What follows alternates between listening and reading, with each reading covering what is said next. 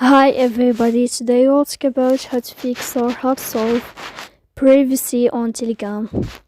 To know how to fix or how to solve privacy on Telegram, you should just go to settings.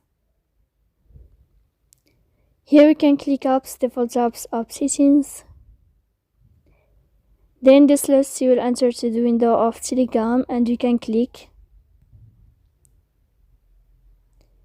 Here in this page of app info, we click on first stop and you can click OK.